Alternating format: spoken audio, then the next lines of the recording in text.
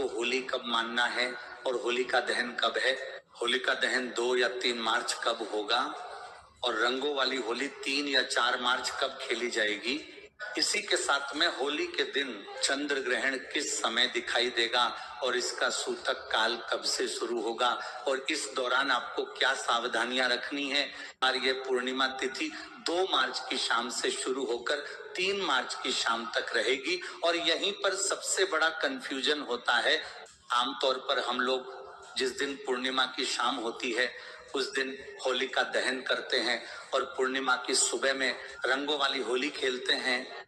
वही महाराज 3 मार्च की शाम को ही चंद्र ग्रहण लग रहा है और हमारे नियम में साफ साफ बताया क्या है कि चंद्र ग्रहण या सूतक काल में किसी भी प्रकार का शुभ या मांगलिक कार्य और अग्नि प्रज्वलित करना अच्छा नहीं माना जाता है। महाराज ग्रहण के समय किया गया होलिका दहन शुभ फल नहीं देता है बल्कि अशुभ फल देता है। महाराज अब प्रश्न यही आता है कि होलिका दहन कब किया जाए, तो हमारे शास्त्रों के अनुसार 3 मार्च को चंद्र ग्रहण है। इस वजह से आपको इस बार होलिका दहन 2 मार्च 2026 के दिन रात्रि में करना है।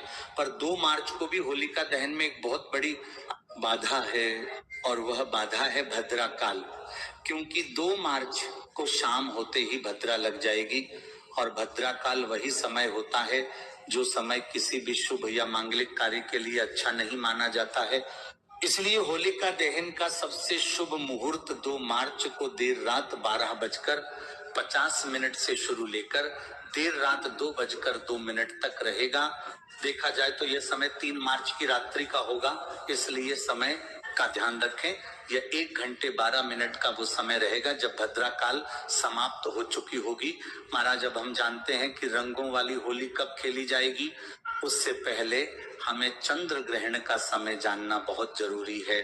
तो साल के पहले चंद्र ग्रहण की शुरुआत हमारे भारत समय अनुसार दोपहर के बाद से हो जाएगी, पर उस समय हमारे यहाँ पर चंद्रदेव नहीं दिखाई देंगे और उस दिन चंद्रोदय का समय शाम 6:20 का रहेगा और इस समय के बाद से आपको चंद्र ग्रहण देखना शुरू हो जाएगा और भारत में चंद्र ग्रहण का आपको आखिरी का हिस्सा देखने को मिलेगा, क्योंकि इस समय तक ग्रहण अपनी समाप्ति की ओर होगा और 3 मार्च को चंद्र ग्रहण की शुरुआत दोपहर को 3:32 से हो जाएगी और चंद्र ग्रहण की समाप्ति का समय लगभग शाम को 6:45 का रहेगा।